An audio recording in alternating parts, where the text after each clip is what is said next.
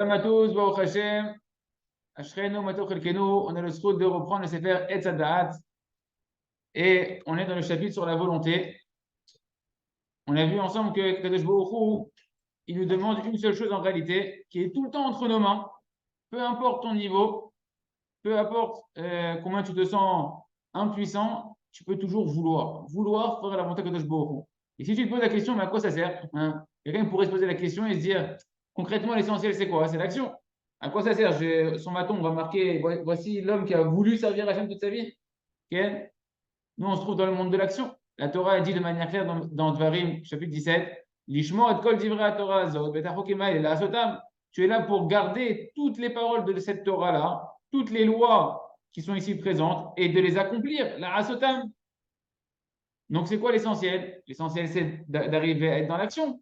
À quoi ça me sert maintenant d'être dans la volonté, d'avoir la volonté, si au final, je n'arrive pas à la concrétiser et à la transformer en acte?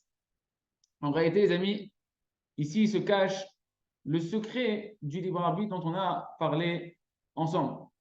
Et c'est vraiment approfondi dans le Sefer, dans le livre Or Hadash, que vous pouvez retrouver dans les cours qu'on a fait sur le Chok HaEmuna, où là-bas, il y a tout un chapitre sur tout le livre, il parle de ça. Lorsqu'un homme y va dans le chemin que nous conseille Rabbi Nachman de Breslev, qui est d'aller dans le chemin des volontés, des désirs, des languissements, de Gdusha, de spiritualité, à plus forte raison si maintenant il va exprimer ses volontés avec ses lèvres, qui va concrétiser par des paroles ses volontés, et bien il commence, comme on l'a vu ensemble, à recevoir une lumière spirituelle, c'est-à-dire une aide divine de la chose spirituelle sur laquelle il est en train de prier, de la mitzvah sur laquelle il est en train de prier, du commandement qu'il essaie d'aspirer, etc. Bien qu'aujourd'hui, il n'arrive pas concrètement encore dans les actes à pouvoir transformer ça en actes concrets. Mais le fait même qu'il espère, hein, le mot mécavé, ouais, le mot mécavé, mécavé ça veut dire espérer. Et ben, c'est le même mot que cave. Cave, c'est une ligne droite. C'est-à-dire que quand tu es mécavé, tu envoies un rayon d'espoir vers quelque chose, et ben, tu es déjà rattaché. Il y a un rayon qui s'est connecté, qui t'attache déjà à ça spirituellement. En réalité, la volonté d'une personne, le ratson, c'est les mêmes lettres que quoi? Tsinor. Tsinor et ratson, c'est les mêmes lettres. Ratson, c'est la volonté. Et tsinor, c'est un canal, un tuyau. Quand tu désires quelque chose, tu as déjà créé un canal, un tuyau qui te connecte véritablement spirituellement. Tu es rattaché à la chose à laquelle tu désires. À plus forte raison si cette volonté, encore une fois, elle s'exprime dans des prières qui sont prolongées sur ce sujet-là. Et c'est ça que nous dit la Gemara dans Masechet Shabbat, page 63. Chishev Adam lasot mitzvah vene'enaz velo asa, malé alav hakatuv kilu asa. La Gemara dit si un homme il a pensé, il a désiré maintenant, il a désiré faire une mitzvah et il a été empêché de faire cette mitzvah. Et bien la Torah lui compte comme si qu'il a accompli cette mitzvah-là. C'est-à-dire que mashma dans le ciel, véritablement dans le ciel, si tu désires une chose, vraiment l'accomplir et que tu n'y arrives pas, cas de force majeure, tu n'y arrives pas, eh ben on te considère comme si tu l'as accompli. C'est quoi que c'est marqué Ma'ale ala vakatouf, que le verset il témoigne sur lui comme si qu'il l'a fait? C'est que la chose que tu as désirée, eh ben, elle vient et elle t'enveloppe. Elle t'enveloppe, c'est-à-dire qu'il y a une spiritualité du sujet que tu es en train d'aspirer, d'évoluer spirituellement, qui vient maintenant. Par exemple, tu pries pour préserver tes yeux, tu pries pour être sanoa, pour pas te de la shonara. Eh ben, cette notion spirituelle sur laquelle tu pries, elle vient et elle t'enveloppe et elle commence à t'influencer. Cette mitzvah-là, elle commence à t'influencer comme si que tu l'avais déjà concrètement réalisé. Cette volonté, en fait, elle te relie à l'essence de la mitzvah que tu veux accomplir. Rien que parce que tu désires l'accomplir. Et comme ça, c'est marqué dans le Ben Ishraï. Le Ben Ishraï, dans Parashat Vayetranan, dans la première année, sur le Sefer de Halachot du Ben Ishraï, il nous dit comme ça. Veyadoua, c'est connu, qu'un homme, il ne peut pas accomplir les 613 mitzvot concrètement. Pourquoi? Parce qu'il y a des mitzvot qui ne sont pas pour les Kohanim, pour les Lévim, qui sont liés à la terre, qui sont liés au Beth Amikdash. Donc, il y a des mitzvot que tu ne peux pas accomplir concrètement. Ouais. Mais c'est quoi le conseil du Ben Ishraï? Écoutez bien ce conseil extraordinaire. Il dit, mais rien que par sa pensée, que maintenant, Yoshev ou Metsape, Matai, Tavo, Leyadi, Mitzazo et Kaimena, que je m'assois maintenant, rien que je m'assois, et je pense dans ma tête, quand est-ce que je pourrais mériter d'accomplir cette mitzvah-là?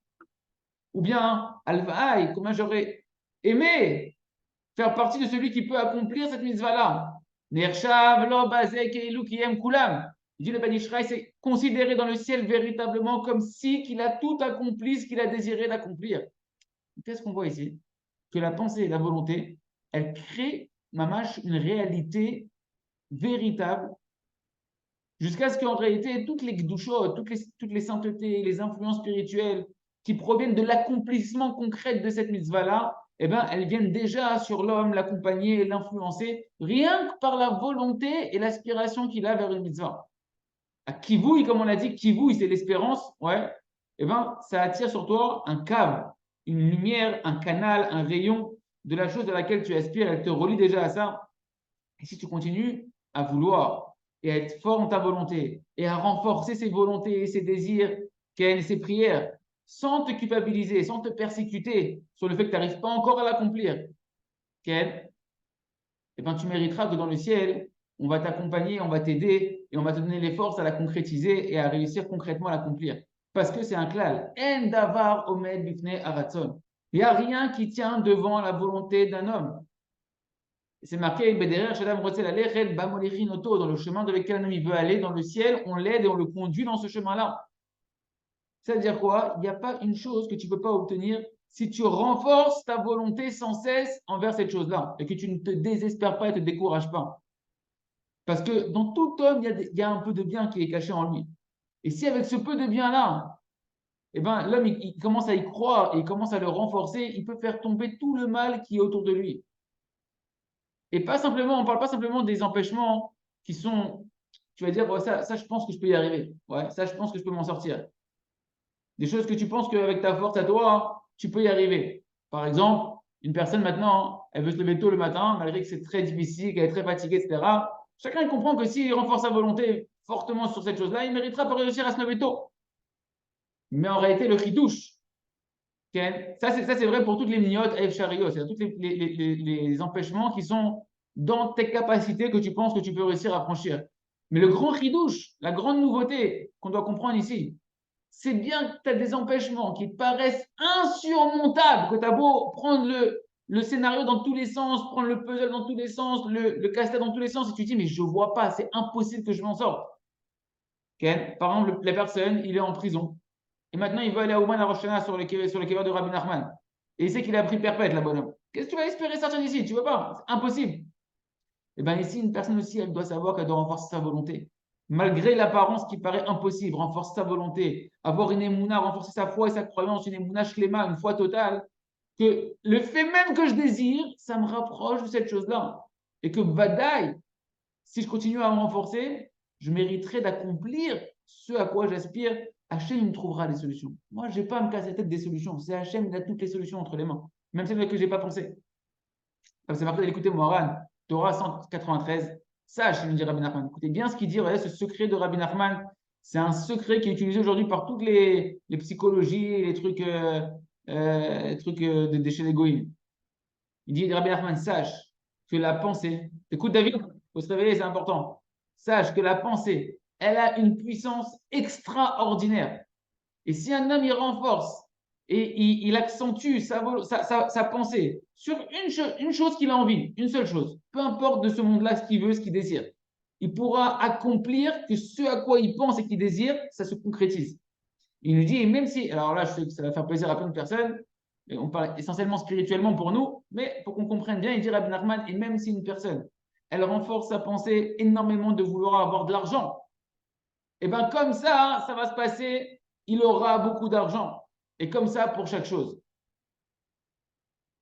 faut comprendre, les amis, est-ce qu'il manque à Hachem des solutions? Hachem, c'est celui qui délivre les prisonniers. Il peut faire en sorte que Pitom, le président, il veut prendre en grâce ce prisonnier-là et il le sort et il va aller au Rosh Hashanah. Peut-être Mashiach, il va venir maintenant, il va libérer les prisonniers. Tu ne peux pas savoir d'où va venir ta délivrance. Mais vouloir, Hachem, il veut que tu veuilles. Espérer et pas te décourager, Hachem, il veut, c'est ça qu'il attend de toi. Tous sur chaque sujet que c'est sûr que c'est la volonté d'Hachem, Hachem, il veut que tu le désires. Ne dis pas, mais moi, je ne peux pas vouloir, parce que je ne peux pas y arriver de toute façon, c'est impossible. À quoi ça sert que je commence à vouloir? Vouloir les bonnes choses. Ce qu'Akadosh Baruch Hu, il veut de nous, c'est toujours possible. Et Hachem, sur ça, il nous juge. Est-ce que tu continues à vouloir ou pas vouloir? Aser etzono kirtzoncha, comme on l'a vu hier. Fais de sa volonté ta propre volonté. parce que ça, c'est constamment dans tes possibilités de t'annuler à sa volonté, de vouloir faire sa volonté.